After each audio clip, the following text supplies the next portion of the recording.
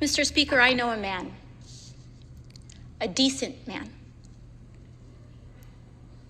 who said that preventing genocide is an achievable goal, a goal that requires a level of government organization and engagement that matches in its intensity the brutality and efficiency required to carry out mass killing. Too often, these efforts have come too late, after the best and least costly opportunities to prevent them have been missed. The man that said that was then Vice President and now President Joseph Biden. And he was right. Mr. Speaker, I rise to say that such a time is now. As we speak, in this moment, 1.1 million innocents in Gaza are at famine's door. A famine that is being intentionally precipitated through the blocking of food and global humanitarian assistance by leaders in the Israeli government. This is a mass starvation of people, engineered and orchestrated, following the killing of another 30,000, 70% of whom were women and children killed. There is hardly a single hospital left.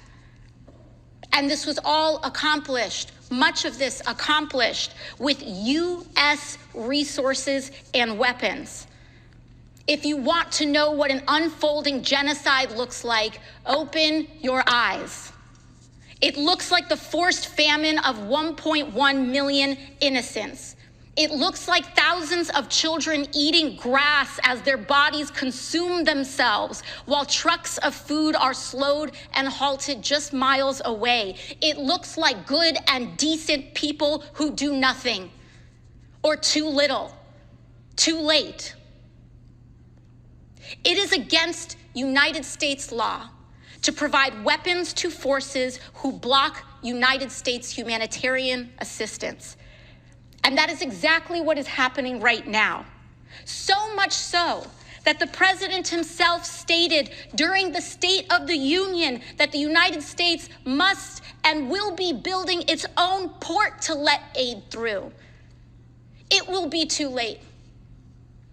The time is now to force compliance with U.S. law and the standards of humanity, and fulfill our obligations to the American people to suspend the transfer of U.S. weapons to the Israeli government in order to stop and prevent further atrocity.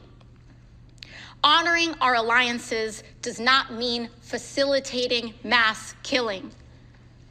We cannot hide from our responsibility any longer.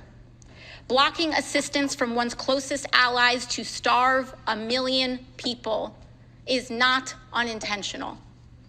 We have a responsibility to prove the value of global democracy, enshrined in the upholding of civil society, rule of law, and commitment to human and civil rights. This is not just about Israel or Gaza. This is about us.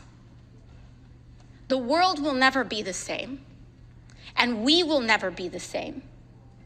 And we must write our story in this moment of what it means and who we are as Americans. And our story must be not that we were good men who did nothing, but that we were a committed democracy that did something. And we must prove that now. With that, I yield back. Thank you.